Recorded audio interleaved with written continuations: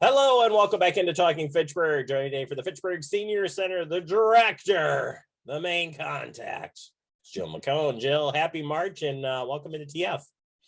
You too. Thanks, Jeremy. Happy Monday.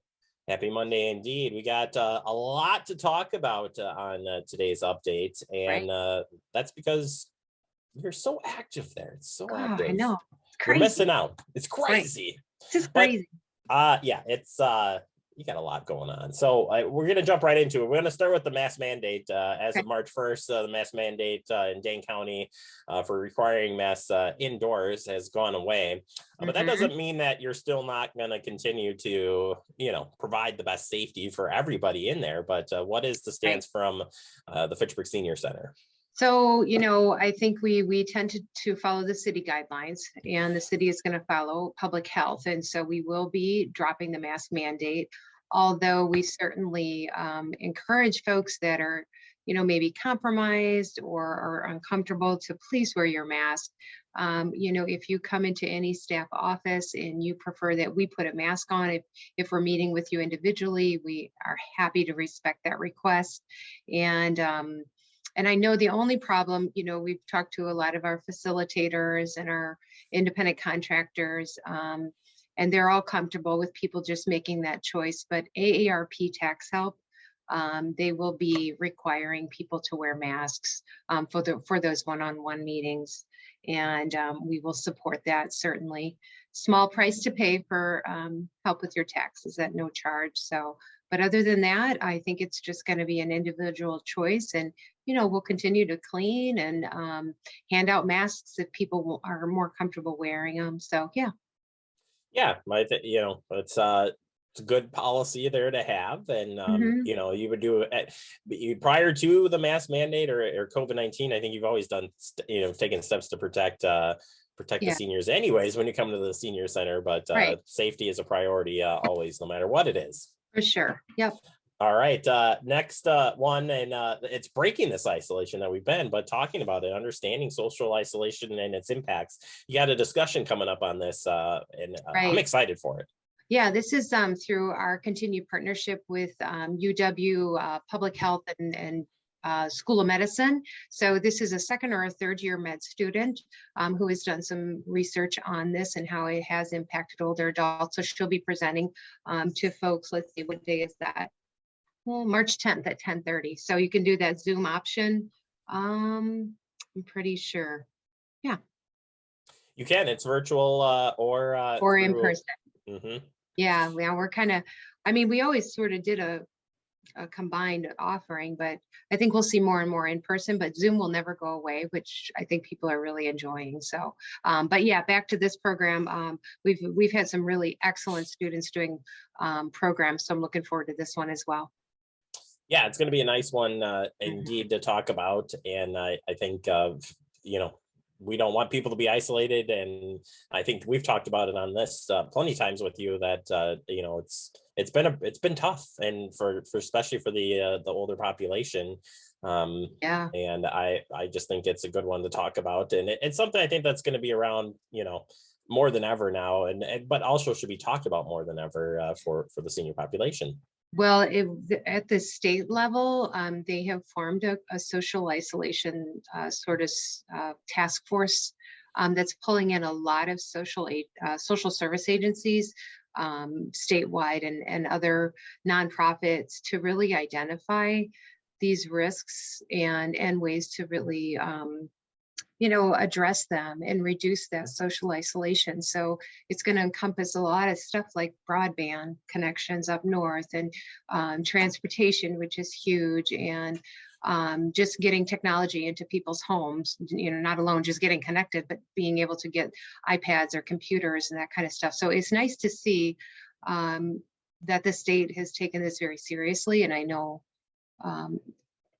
all of us that have dealt with older adults over these last 2 years and prior have really seen it. We lost someone recently who was a regular at the senior center every single day. And we really were this only person's contact. And with COVID, we saw that decline. And when we reopened, this person just didn't bounce back. And we recently lost them. And I really believe it was because of the social isolation of us being shut down for almost a year.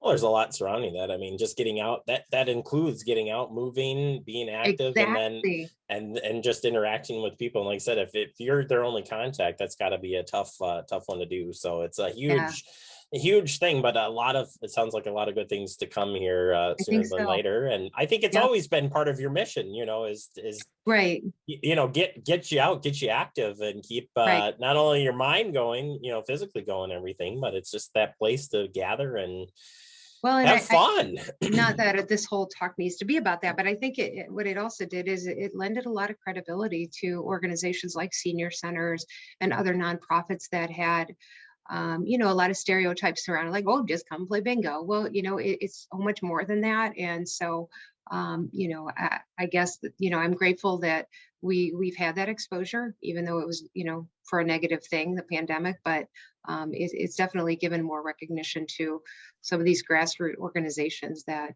keep people active. So, yeah. It's a good discussion. I'm glad we got to talk about it a little bit because I think it's heavy. So important. Monday. Ugh. It's heavy. I know, but not heavy like that program we're having coming up. Well, oh my God. Well, let's talk about stepping up your nutrition. So before. We're just going to go to this one instead. Stepping up your nutrition.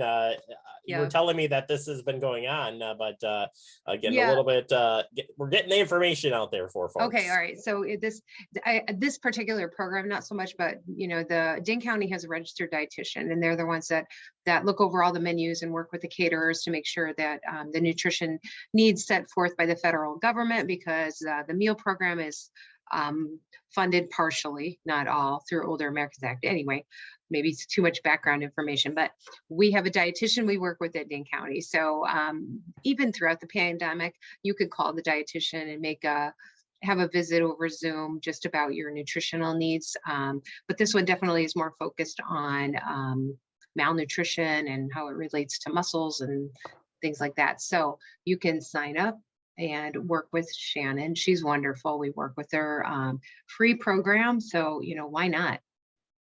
All right. Finally, we got to end on a good note here. Not that this interview hasn't been a good note. Yeah. What are you saying? No, on a positive note here, you're welcoming a new face to the team, but not a new face that hasn't been around City Hall. Right. So some folks might know and some not that Sarah Folkers, who has been our social worker, one of our two social workers for 15 years, is transitioning into a social work position that is being shared with the senior center and the police department.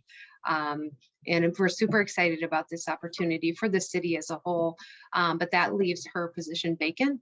And so Katie, who works in courts, is going to be transitioning as a case manager into Sarah's position. Katie has a great deal of experience with juveniles, and actually her background, she has a lot of experience with older adults in Illinois, area agencies on aging. She is a perfect fit, I think, for our team. Lots of integrity and compassion, and we're taking her from City Hall and just plucking her right down here at the senior center, holding on to the good ones. I've been asking for a job down at the senior center for 5 years, and you still haven't made a position for me. Like I just don't know. Like, why don't we work on a job description for you, and I'll propose it in the budget. Well, that sounds like a cop out. We'll end it right there. All right. Jill, I appreciate your time. Great discussions today. And if people want to learn more or sign up for events, how can they do so? Sounds good. Oh. That's fitchburgwi.gov, and just go to the senior center. I'm done. She's done. She's done, folks. I'm done. We're leaving this in, by the way, Jill. This isn't being taken out. Tell you how to get a hold of us. We're good. We're just gonna leave it at that, Jill. Don't call us. We'll call you. All right, deal. You just slice that part out. No, we are not slicing that out. That is Jill McHone, your director at the Fitchburg Senior Center. We love her to death, and we'll check back in with her next month. We'll get it cleaned up, I promise. You are watching Talking Fitchburg.